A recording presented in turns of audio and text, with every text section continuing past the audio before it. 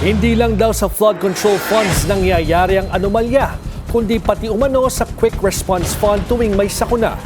Yan ang eksena sa Catanduanes, dahilan para patawan ng Ombudsman ng preventive suspension ang 12 opisyal. Narito ang Agenda Weekend Report ni Joan Manalo. Pinatawan ng 6 na buwang preventive suspension ng Office of the Ombudsman ang 12 lokal na opisyal ng Catanduanes. Kabilang ang Vice Governor na si Robert Fernandez dahil sa umano'y grave misconduct, abuse of authority at iba pang administrative offenses kaugnay sa paggamit ng 30.5 million pesos na Quick Response Fund o QRF ng probinsya. Ayon sa Ombudsman, nag-ugat ang naturang preventive suspension order sa reklamo mismo ni Catanduanes Governor Patrick Azanza. Nirevise daw kasi ni Fernandez at ng 11 nitong sangguniang panlalawigan members ang paggamit at alokasyon ng QRF ng Catanduanes noong pananalasa ng Super Typhoon Uwan Nobyembre na karaang taon. Pagdidiin din ni Azanza, nasa kamay dapat ng Provincial Disaster Risk Reduction and Management Council kung paano gagastusin ang nasabing pondo. Ang nakalagay po doon ay para ito sa pagbili ng bigas at mga yero. So klaro po yun, kumbaga aprobado yun based on the 2025 budget ordinance na sangguniang panlalawigan din po ang nagpasa noong taong 2025.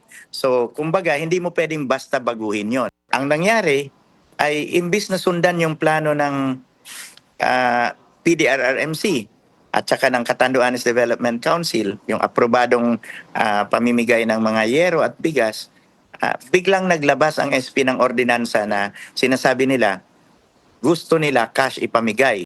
Ani Azanza, mahigit 26 million pesos mula sa Catanduanes QRF ang nais gamitin ng nooy acting sangguniang panlalawigan bilang direct cash aid sa halip na in-kind assistance. Kaya nagpasya siyang i-veto ito. Alinsunod na rin anya sa joint circular ng DBM, DILG at NDRRMC na nagbabawal sa cash assistance para sa immediate response activities. Aking binito at in-override naman po nila ako at natuloy sa pag-file ko ng declaratory relief. Ang nangyari, apektado po ang mga mamamayan kasi imbis na magamit nila, ma-enjoy yung tulong gamit ang Quick Response Fund, ay kumbaga na-deprive sila doon. Agad namang sinagot ni Fernandez ang mga reklamong ibinabato sa kanya. Sa isang pahayag, sinabi nitong kinailangan nilang unahin ang pamimigay ng cash aid para agad na mabigyang tulong ang mga nasalanta. Handa rin anya si Fernandez at ang kanyang mga kapwa-respondent na harapin at sagutin ang lahat ng alikasyong ibinabato sa kanila sa legal na paraan.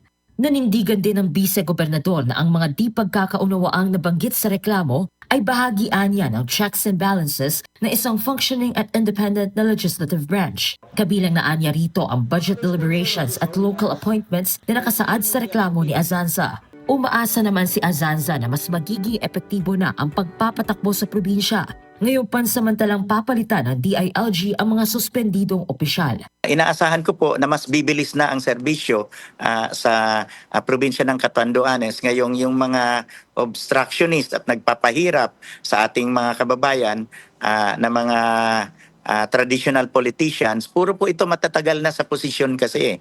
Kumbaga, nagiging pahirap na sila sa ating probinsya. Ipinatupad ang suspensyon para hindi maka-impluwensya sa investigasyon. 6 na buwang hindi tatanggap ng sahod si Fernandez at ang 11 nitong sangguniang panlalawigan members. Para sa Agenda Weekend, Joan Manalo, Billionaire News Channel.